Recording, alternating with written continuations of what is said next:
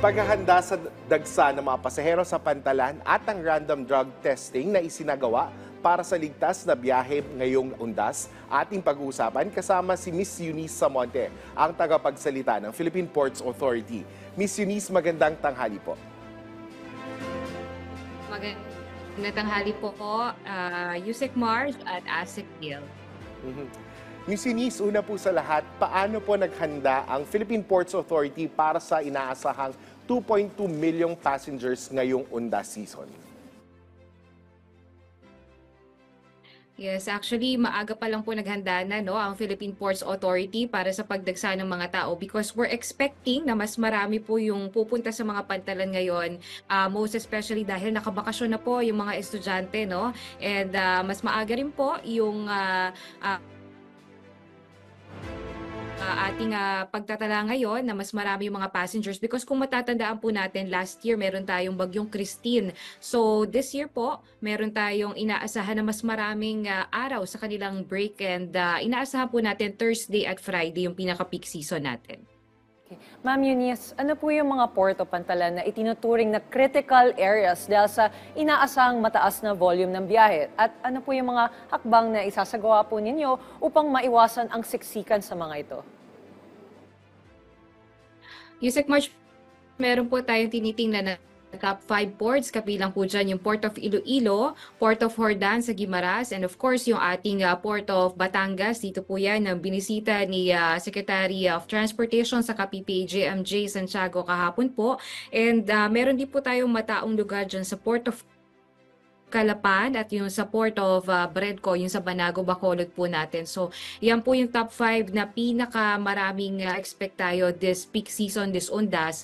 And kabilang po sa paghahanda natin, of course, mas pinalawak na po yung mga passenger terminal building dyan. And ang ating pong security ay naka-heightened na rin po. Miss Eunice, nabanggit din po na suspendido ang mga leave ng empleyado ng PPA. Ilan po ang kabuang bilang ng mga personnel na nakadeploy nationwide ngayong undas?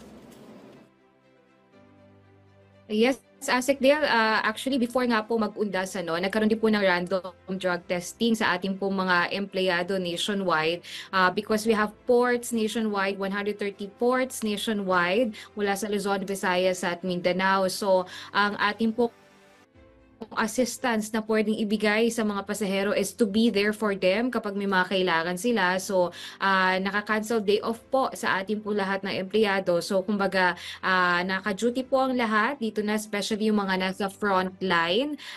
Ating pong inaantabayanan yung mga may katanungan. Like, for example, sa ticket. So, nasa Malasakit Help Desk po yung pwede nilang puntahan. And of course, yung ating pong social media page na Philippine Ports Authority ay nakaantabay rin po tayo at 24/7 may sasagot po sa katanungan nila.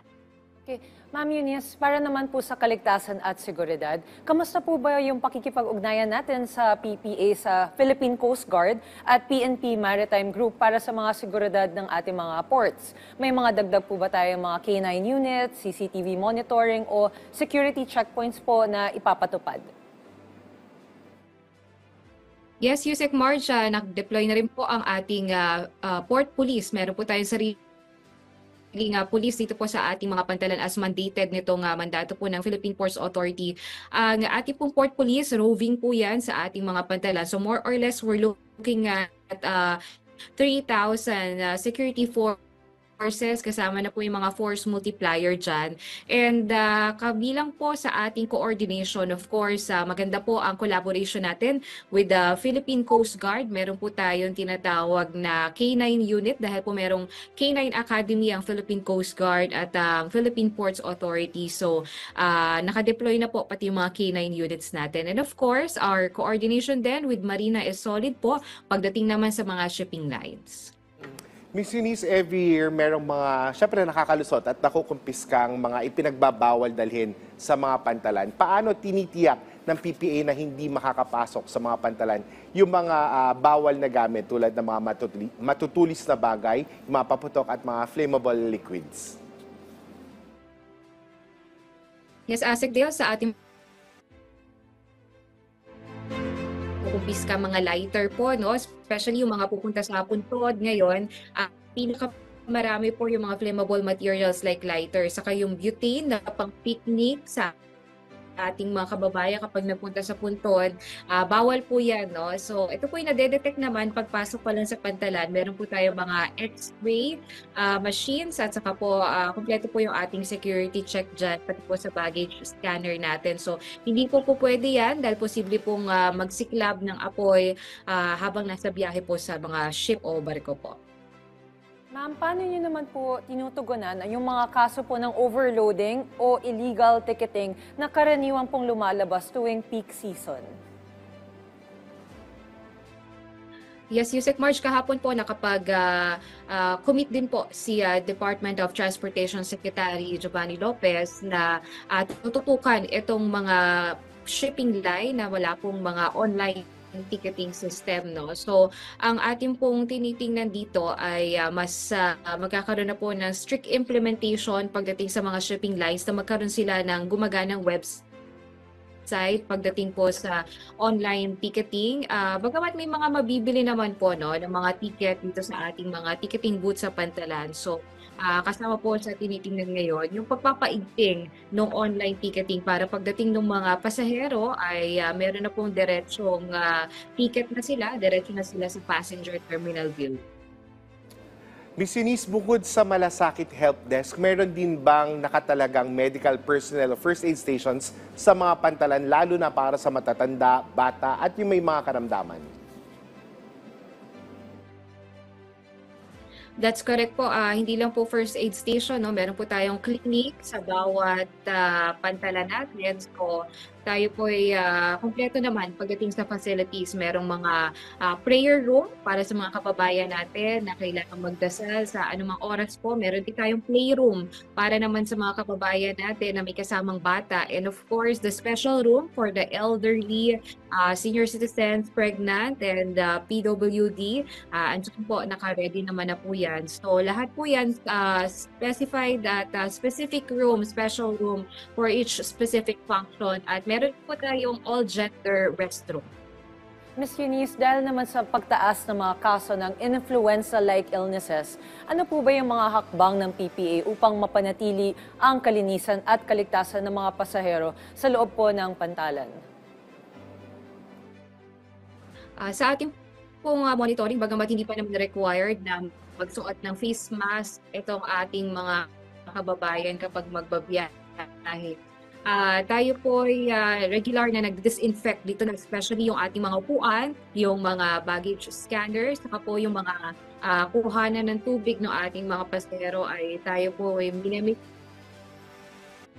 sure natin na malinis yan. And of course, kahapon po nag-inspect si PPA General Manager Jason Taco. Nakita niya rin na malilinis din naman yung mga comfort room para sa mga kababayan natin na gagamit ng mga ganitong pasilidad sa oras na kanilang pag-travel. So we make sure na malinis po at maayos. At kung meron man pong madumi, ay maaari niyo pong i-report sa Facebook page ng Philippine Ports Authority. Picturean niyo po para agad nating masolusyonan. Miss Eunice, kanina nabanggit mo na may mga random drug testing na ginagawa sa PPA. Pwede ba natin ipaliwanag ano lang yung pangunahing layunin ng pagsasagawa nitong surprise drug testing sa PPA head office at bakit siya mahalaga para sa operasyon ng ahensya?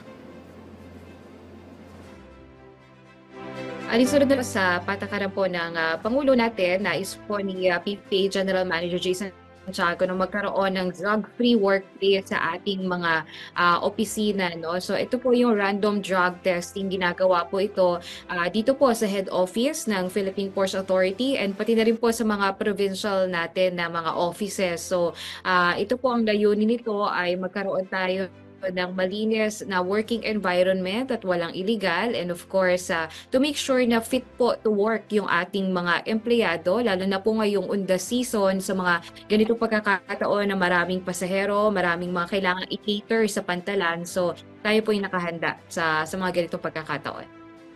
Ma'am, ilan po ba sa kabuuan ng mga empleyado ng PPA ang sumailalim po sa drug test? Okay, sa ngayon po, hindi bababa sa 1,000, but that's just sa head office pa lang po, no? Dito pa lang po yan sa office natin sa Manila, pero ito po ay all around nationwide. So we have 130 ports nationwide, lahat po yan may mga empleyado. So sa ilalim din po ito sa drug test. Miss Eunice, meron na po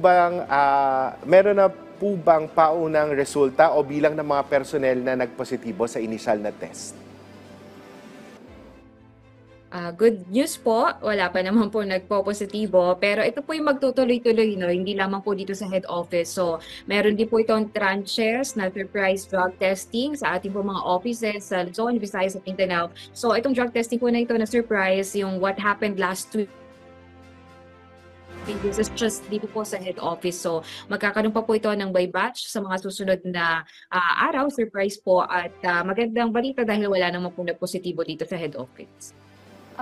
Ma'am, sakali naman po na ano po ba yung mga giging hakbang po sa isasagawa ng PPA para po sa mga empleyado po na mag-positive po? Sa pagkakataon po yan, iti-turn over po natin yan sa PPA dahil po meron pong Memorandum of Agreement itong PPA at ang PDEA pagdating po sa mga inspection saka po sa pagkakaroon ng mga empleyado na nagpo-positibo sa droga. So, we will let PDEA take over the individual and of course, makakaroon naman po ng fair trial for that. So, tayo po ay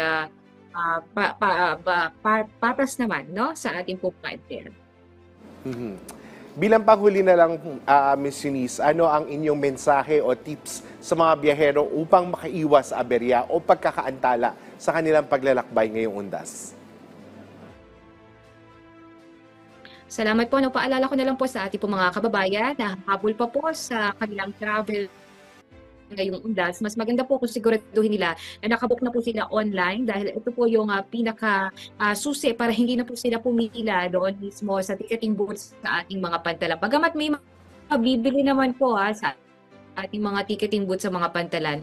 And pangalawa po, mas maganda kung meron po silang baon na water bottle dahil po meron po tayong water refilling station sa ating po mga pantalan so they can just refill water and meron din po tayong mga charging station so kung meron man po sila mga gadgets ay libre po yun. And mostly, wag po kayong magpapa-uto o kaya po wag magpapadala dito sa mga fixer, yung mga nag-aalok ng mas malaking presyo ng ticket nyo po. So, hindi po yan legal at usually triple po yung binabayaran nyo kapag ganyan. So, mas maganda po kung kayo po ay bibili sa lehitimong ticketing agent which is online at saka po yun nasa loob mismo ng mga pantalan. And of course, lastly, travel light na lang po tayo.